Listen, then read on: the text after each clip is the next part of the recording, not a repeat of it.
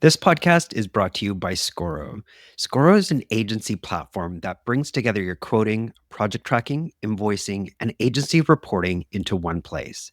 Imagine building your quote in the same place where you're tracking your budget, including time, expenses, and supplier purchases, sending invoices that let you see how much you have left to bill, and knowing when you get paid, and being able to monitor your project margins.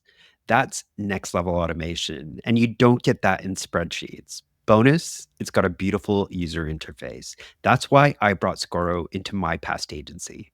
Sign up for a free trial at scoro.com, or if you arrange a demo call, tell them Harv sent you. Now, back to the episode. I'm Harv Nagra. I'm an operations consultant, a former in-house agency operations director, and head of brand communications at Scoro. Welcome to The Handbook, the Agency Operations Podcast, a space where we talk to fellow experts and operations leaders about agency life, discussing the challenges keeping us up at night, as well as strategies that help make things run a little bit smoother.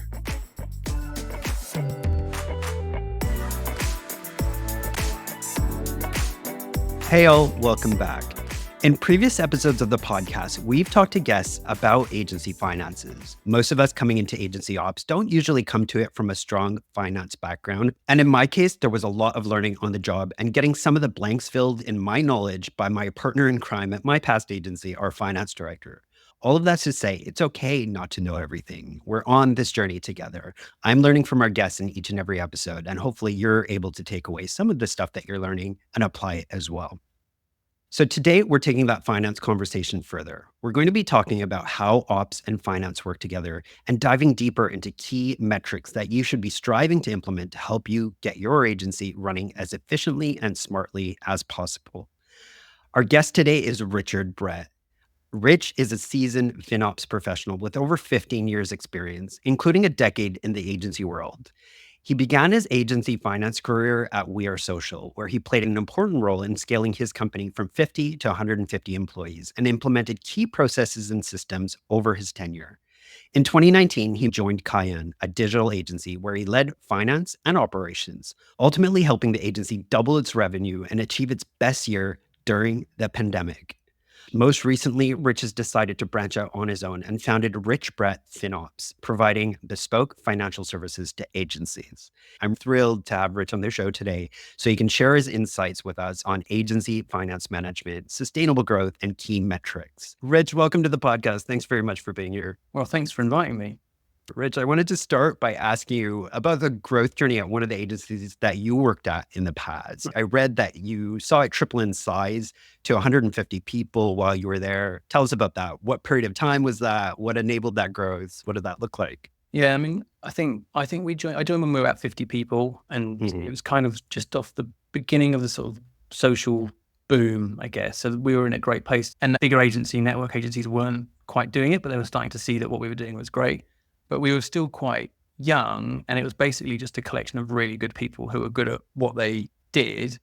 And I think as we got bigger, I mean, that was probably a 6-year journey for me from, 50 people to 150. And I went in as just a management accountant who had no idea about agencies, didn't really know about management accounts either, but we were just trying to figure things out. And I think thinking about that question is that I think the biggest change for me is that we grew up over that time. And we grew up fairly quickly after I joined in the way we hired people, the way we talked about things, but also the systems we used. We had more grown-ups. We say there's more grown-ups in the room. And I think we were all really good at the doing and creating great work. Yeah. Back office stuff wasn't that great. And I guess we started asking more questions about, well, what's this? And then we were looking at things, and then a CFO came on, and they then said, I see you're looking at this, but have you looked at this? And I think that was the progression for a lot of the company was we were all kind of doing stuff, but there was no one there going, yeah, but have you thought about this and what that means? And then you go, yeah, I did see that, but I didn't do anything about it because I wasn't sure what it was showing me or what I needed to do about it. So I think a lot of the time for me, it was being able to go to someone else who had experience in the business, say, yeah, you're doing it right, but what about this? And what normally followed was you needed systems and processes to then allow those thoughts to become, well, how are we going to do that? How are we going to make it even better? So I think a lot of it was just growing up and just hiring slightly differently, people with different skill sets rather than just, what you'd call just brilliant, like geniuses. And a lot of people I worked with in that time are now running their own agencies and were brilliant at what they did, but weren't really asked to care that much about finance. So I think our average age was like 23 at one point. So they did not give much of a damn about timesheets. So Right. that was a challenge, but I think gradually you taught people why it was important. And over the years, we got to a good place. Mm. That's a really nice story. I love that you talked about growing up. And, a lot of agencies go through that growth journey and that maturity journey. It sounds like you were asking the right questions of each other. Was it the CFO coming in? We Or brought in a COO, a CFO, head of client services, head of production. Okay. And I think we brought in all those sort of like C-suite type roles because the owners had moved into a different space. They weren't the best people to do that because they were more creative. So therefore, it was a case of getting people in who could do that skill set and run that bit really well. It just gave us a bit of reassurance that we were doing things right and therefore to continue on it. But also, if we want to change it, a COO would then help us maybe implement that. So it was kind of all those different bits allowed us to say, well, we need to do this. I'm going to go and speak to the head of production about how they can help, how the head of delivery can do that, how the head of client services can do that. So it was everyone challenging each other while still delivering great work without hamstring. You didn't want to stop that. We still needed to create great work.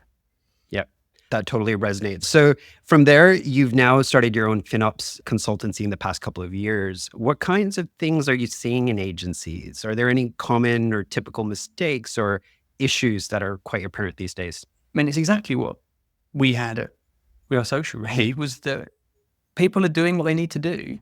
And often that's cash-based. It's like just making sure they've got enough money to pay the bills, to pay staff, and not looking forward that much. And what I've found is a lot of the time what people are doing looking forward is just new business pipeline. It's not what costs are we going to incur if we hire this person? What about if we hire this person? What does that impact on P&L? And I think that's completely normal because a lot of people become agency owners by accident. Like they're freelancers who then hire somebody else and they hire somebody else. Then suddenly they've got an agency. And what they're really good at is design or strategy or SEO or whatever it might be. And then they just add people in. And there's no one who really brings that together. I think what I've seen from doing this, and obviously I come from a big agency background. When I first started, I was then working with a 6 or 7 person agency. I was like, do they really need to do this stuff? But actually they do, because if you're doing that now, you're going to be better than all those other agencies that aren't doing it. And you'll be better placed to be even better when you're going forward. It doesn't guarantee success, but I think it's that reassurance of what do we need to do to grow sustainably rather than just grow, but not know how we did it. Right. That leads me to our next question, which I think in some ways you've kind of been alluding to there in your response. But, when agency grows, there might be an assumption that things can get less efficient and more complicated. And that very well may be the case if you're not being proactive in addressing some of those operational or financial areas. But you talk about growing sustainably. So talk us through a bit about that. What do you mean by that? What does that mean? I think it's one of these things, like when I first started thinking about doing this, I saw a lot of people talking about growth, just generally. Like you need to grow quickly, hire people, win as much work as you can and worry about it. And I think one of my pet hate phrases that one of my old directors used to say is, cross that bridge when we come to it. Well, I'd kind of like to prepare for that bridge. And I think a lot of what I mean by sustainably is that you make decisions that are not just on gut feel, but they're based on as much knowledge as you can, so that when you say, no, we do need to hire this person, it's not that a month later you go, oh no, turns out we only needed them for a month and now we haven't got any more work. So for me, growing sustainably is making decisions that allow you to make the agency bigger, grow revenue, but also keep profit at the same level. Because what will often happen is in that messiness, you might grow revenue, but your profit drops. But you go, but at least revenue's growing. So but you could have probably kept revenue the same and your profit would have been better. So a lot of the growing sustainably is about trying to just make sure that you do things that aren't going to hurt you 6 months down the line. And so therefore it's really trying to direct owners to think about the decisions they make. And I'll say to them quite a lot is, it's okay to spend money as long as it adds value. And that value might not seem that obvious, but if it adds value, then it's a good thing. But equally, you need to then say at some point, well, it's not adding value anymore, so let's stop it. And that might be a license fee, or it might be a system, or it could be a person or a freelancer. But you need to be looking forward and going, we don't need this. And I think a lot of agencies are guilty of looking at the past and going, oh, we did brilliantly last month. I don't really care if you did great last month, because the next 3 months look terrible. Like, what we're doing about that, we can still impact and affect change in those months. We can't do anything about what happened last month. So growing sustainably is about trying to work out what do we need to do, continue on the path we want to go down, whether it's growing revenue or growing EBIT, or hopefully both of those.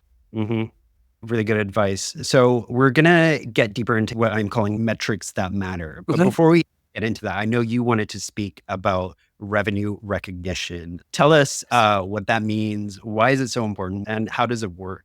I mean, I think people know me, that's all I talk about is revenue recognition. And it's so important, because if someone says to me, I've done £1 million this month, and it was just an invoice they raised, but they've never delivered none of the work, then you just invoiced £1 million.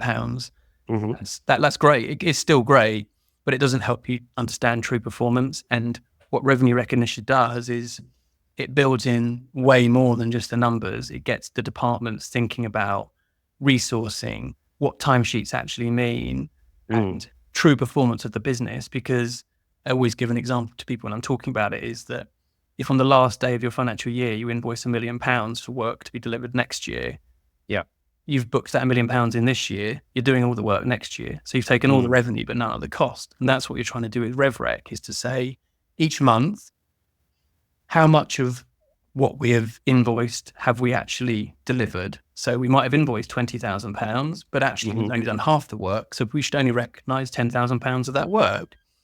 And the reason for that is that when you look at your P&L and look at staff costs, those staff costs should relate to the month you've just done. And if you then compare that against revenue that is for work for the next 6 months, it's going to look great.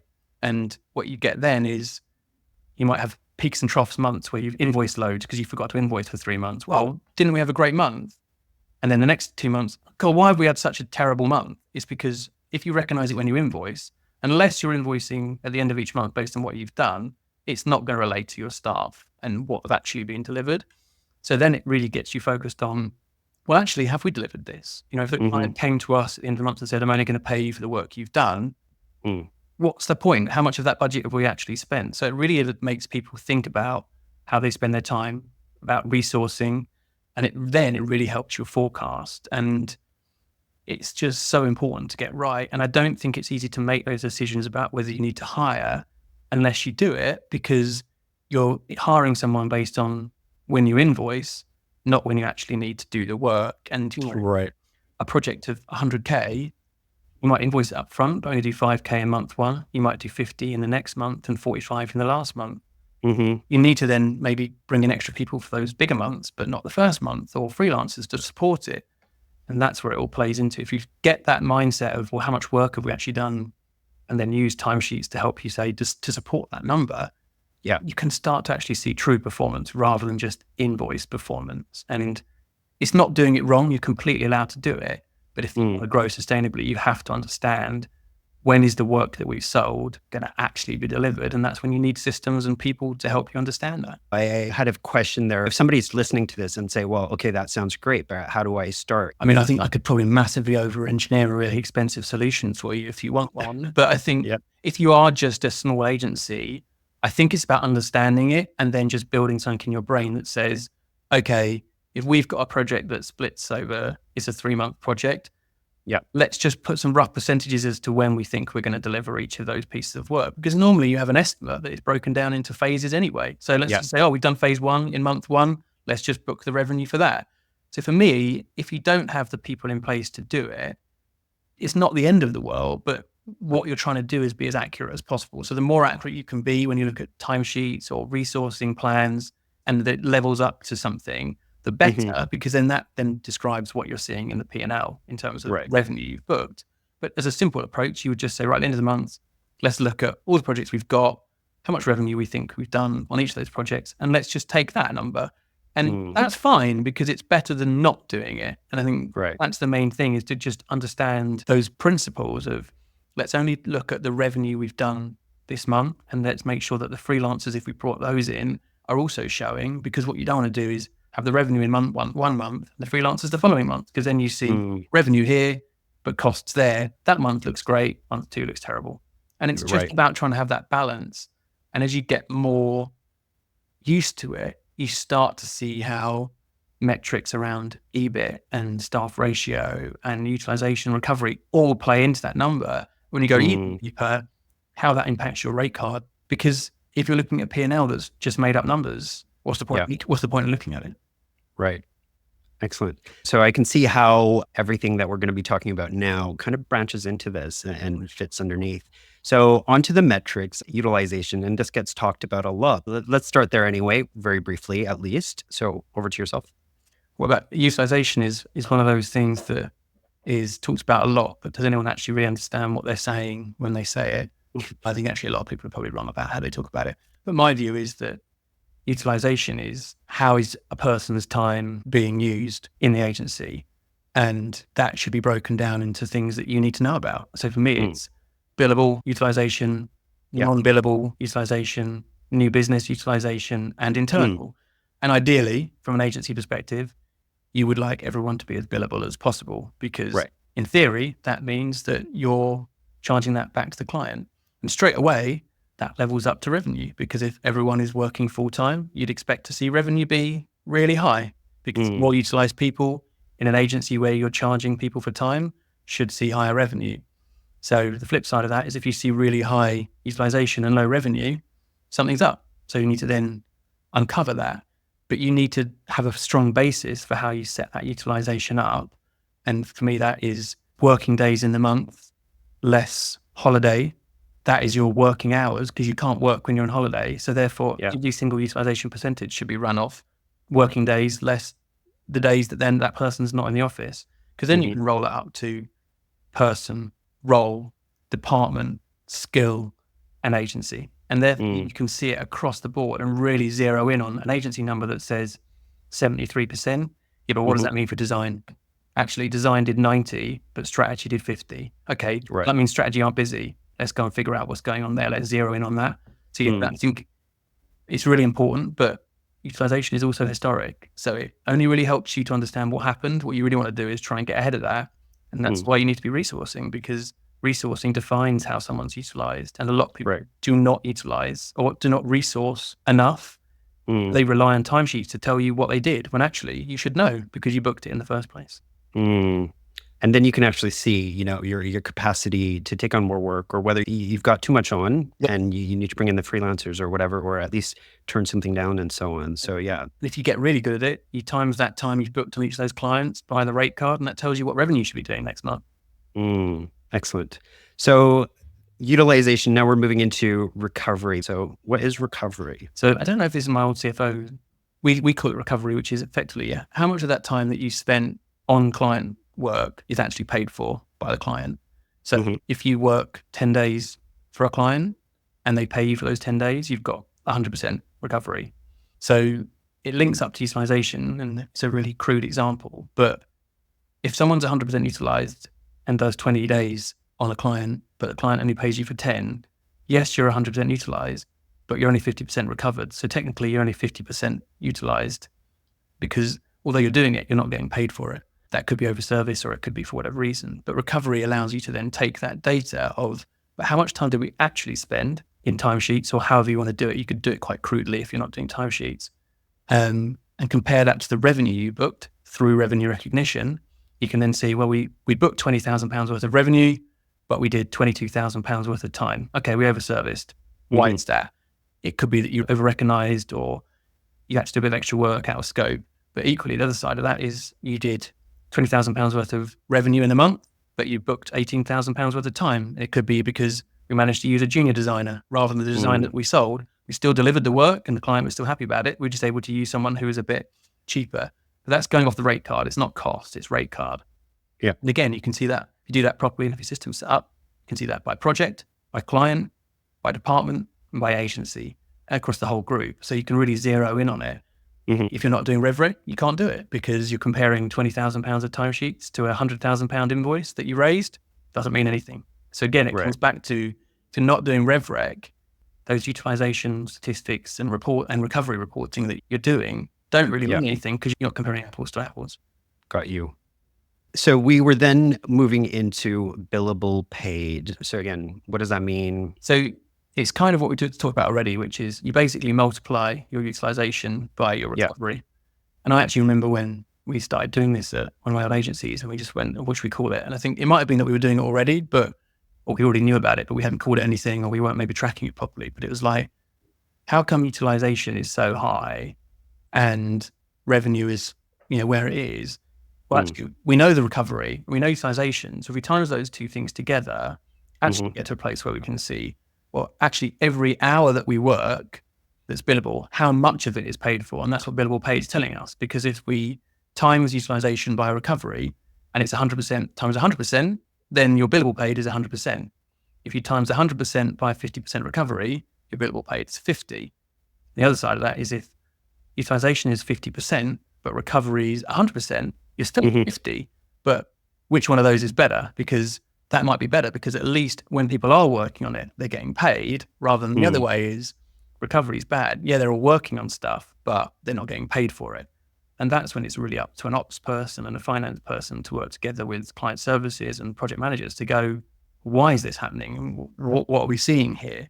But again, you're trying to predict it by using resourcing, because if you resource correctly, you'll see it coming, because you'll see £20,000 worth of revenue, but £25,000 worth of timesheets plus resource booked means you're going to overservice.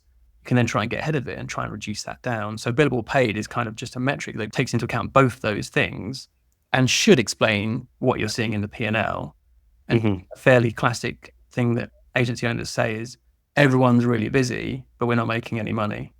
Well, it's probably because everyone's on client work, but it's not paid for, or you're not charging enough. And that's where you want to try and rule the things out that you can to then dig into it. And if it's actually, we are actually this busy, we are actually recovering 100%, then that then directs you towards, well, then the rate card must be wrong, or we've got too many costs in another place. Because if you're getting paid for all the work you're doing and you're working all that time with a client, you should be making money. It's then trying to work out, well, what is the reason for it then? And you're always just trying to work out why. And then that's where data becomes so important, and using good systems to help you do that and good people to understand it. Why are we seeing what we're seeing? And you can't have one without the other. It's impossible to have really great profit without seeing high utilization and high recovery, in theory, unless you're doing value pricing, in which case recovery would be off the scales because you're not doing any timesheets, but you're booking loads of revenue. Right. I think the gist here is that you can collect a lot of good data, but you really have to have it set up to actually help guide you. And you can get to a place where you're steering your organization in a really smart way. We are going to talk about rate cards as well, but there was one more thing we had highlighted previously to talk about, and that was future month work value. Again, this is why it all works so nicely, because it all streams from rev rec to forecasting to utilization to timesheets and however you want to do it. Is that a lot of stuff you read is about, we've got timesheets in, but no one's talking about resourcing. And then, what is the best system for resourcing is, I'm sure there are plenty out there, I'm sure.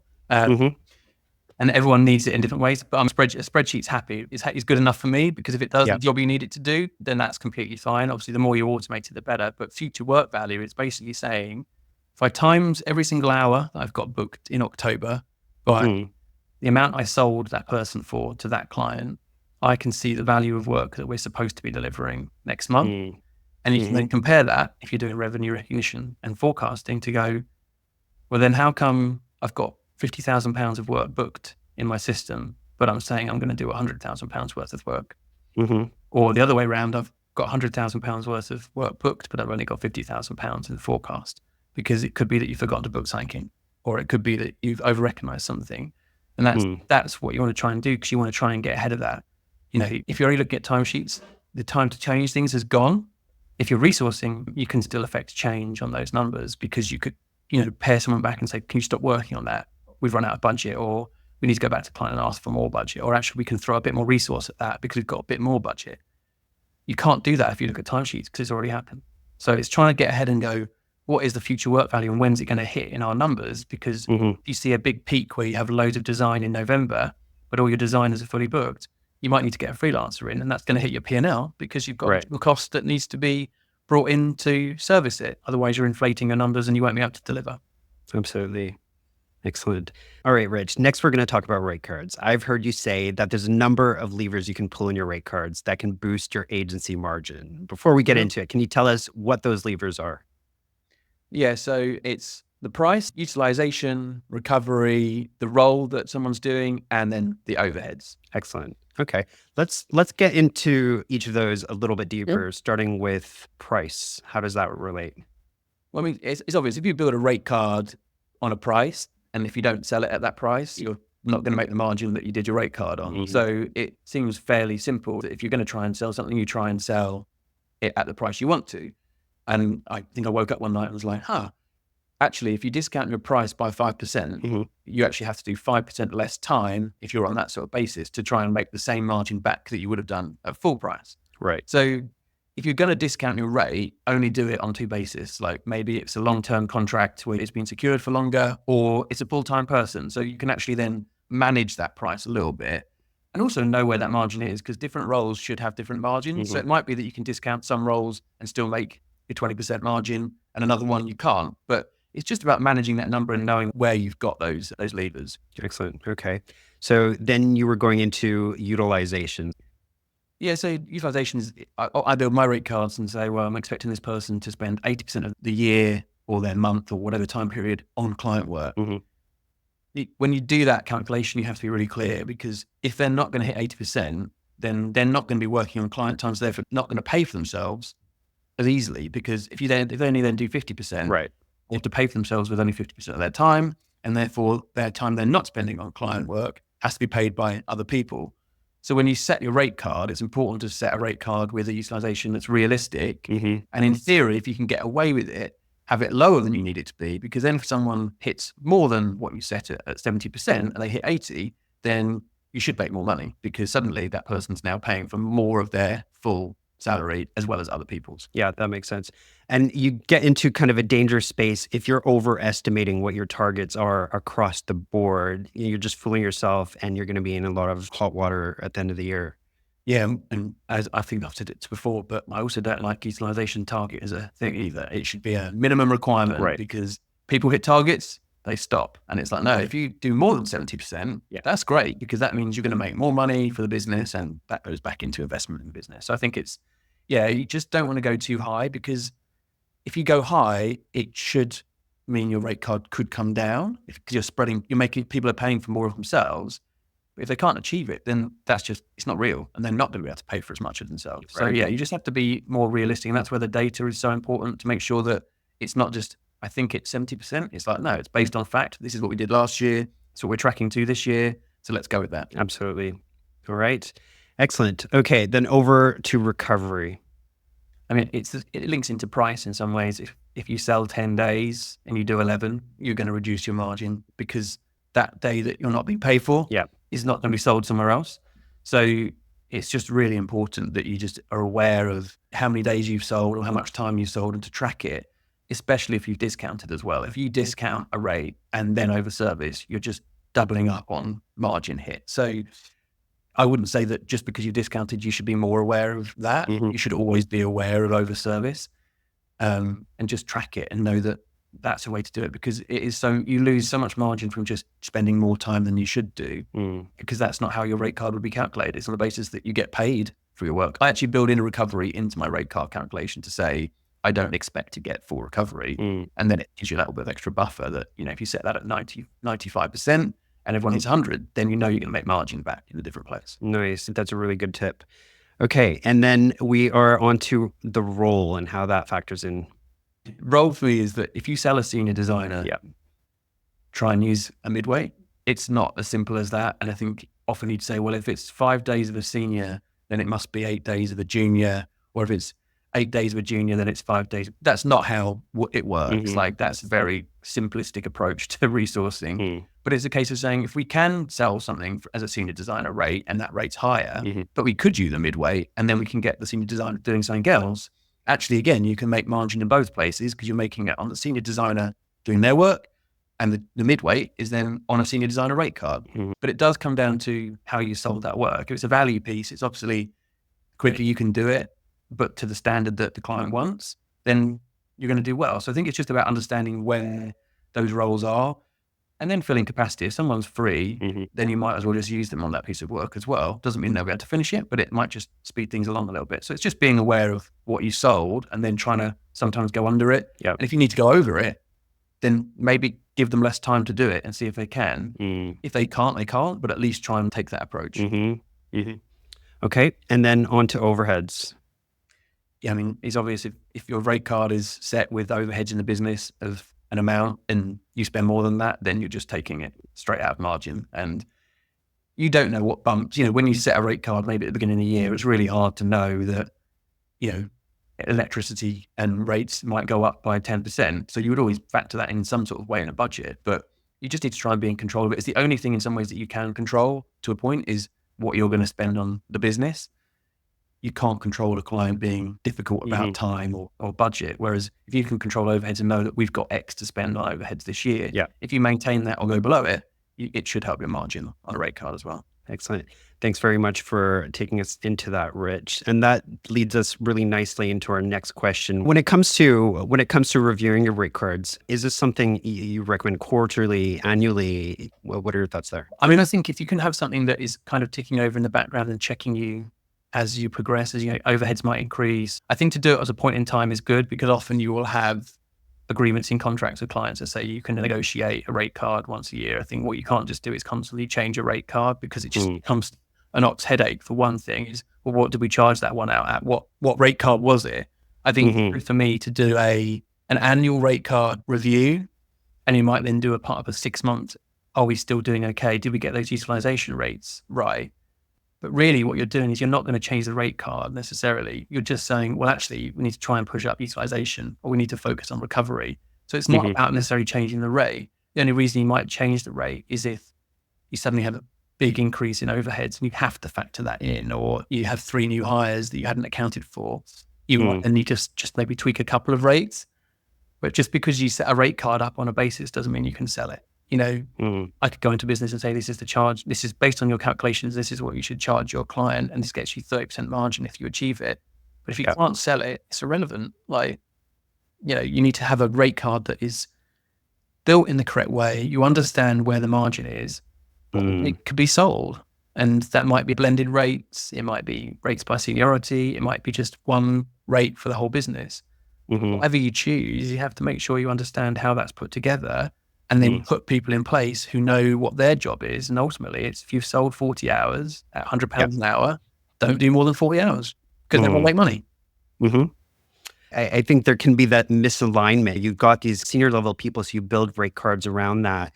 But then when it comes to building your quotes, you're like, well, I can't get away with charging that. So I'm going to use this kind of reduced rate. And then everything gets thrown off. And there's no point in designing your price structure.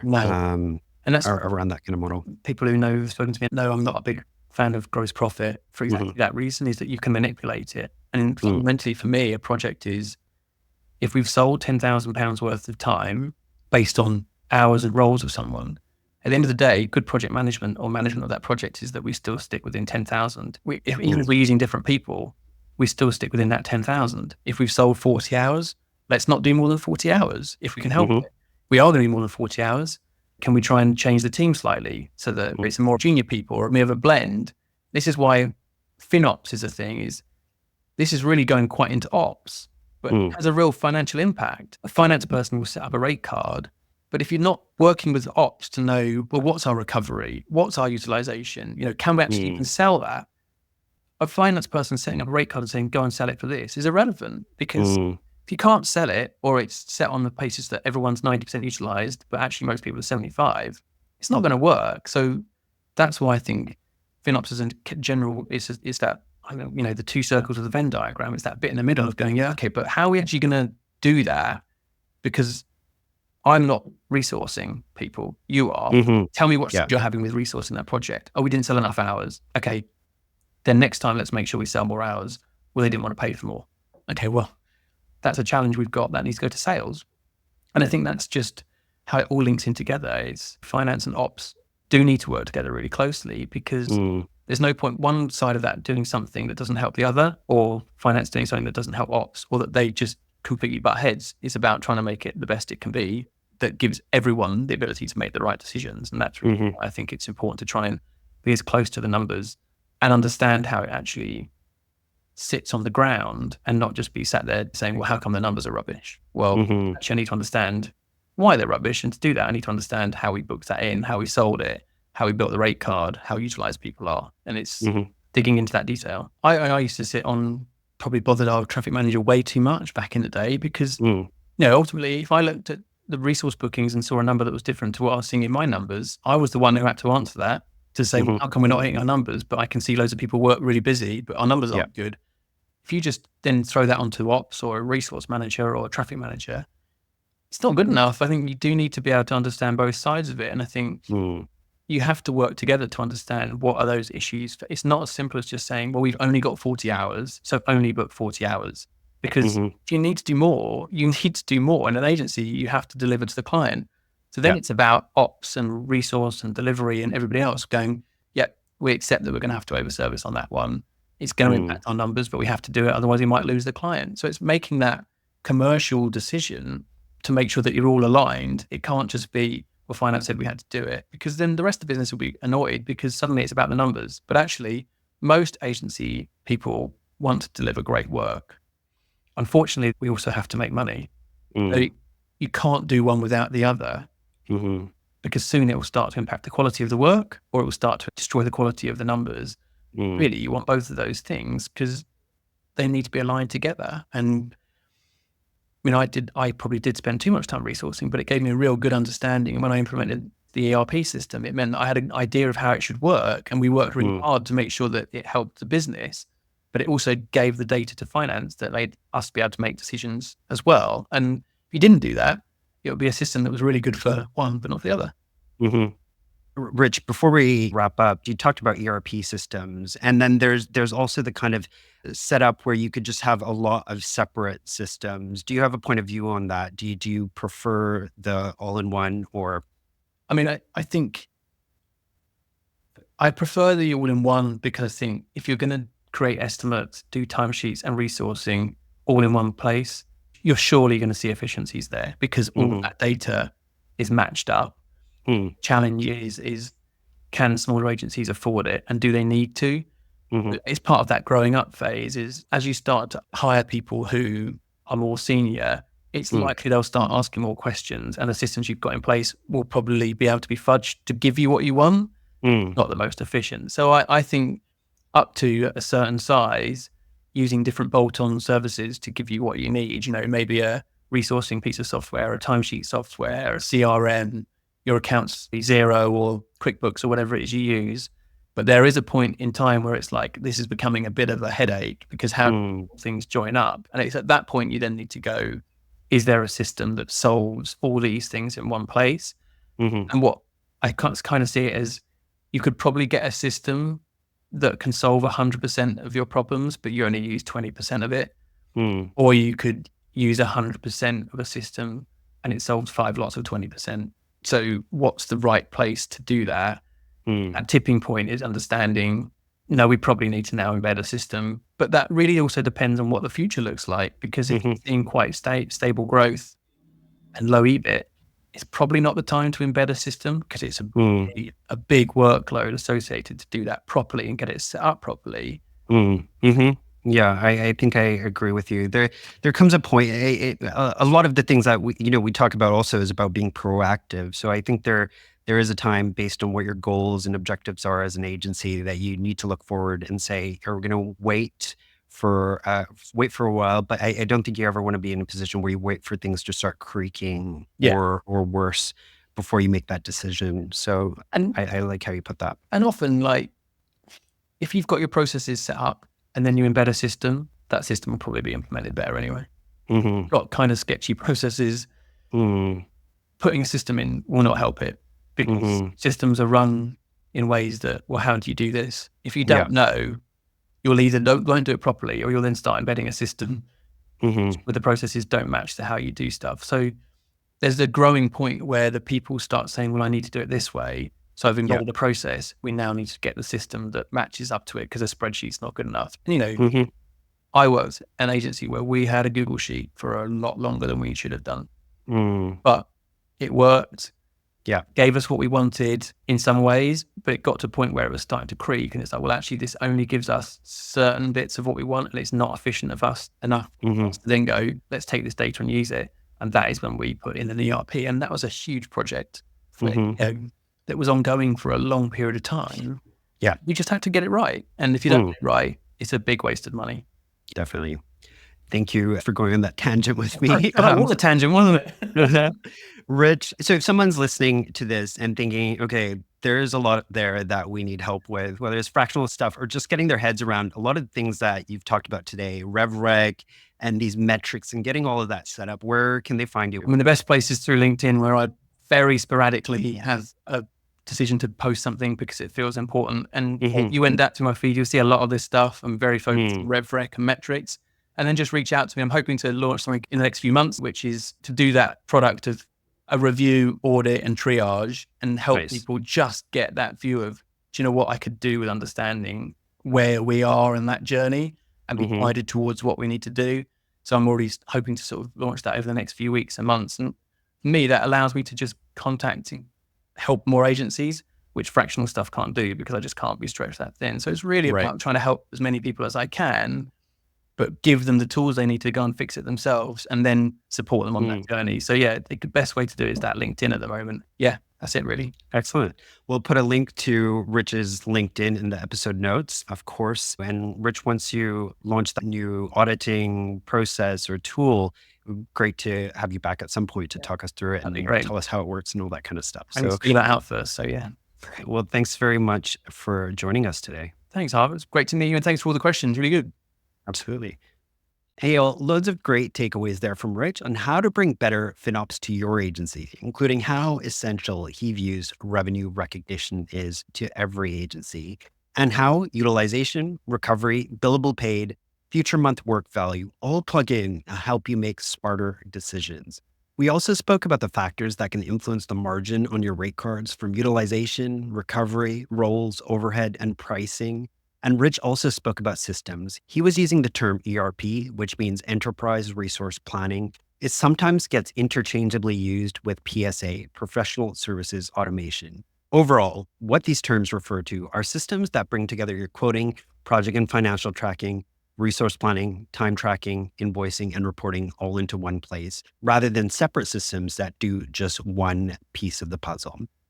Before I go, a reminder that you can sign up for the Handbook Operations newsletter at scoro.com/podcast. Scroll down and you'll see a newsletter sign-up form, and you'll get the takeaways from every episode in your inbox every other week. That's it for me. Thank you so much for joining us, and we'll see you in the next episode.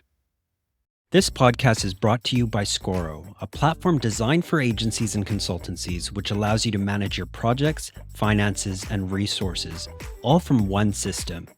This is a platform I brought in at a previous workplace, which completely transformed the way we worked, and which I've recommended to clients of my own. You can sign up for a free trial on scoro.com. That's SCORO.com. Or reach out to me, Harv Nagra, on LinkedIn if you'd like to hear about some of my experiences.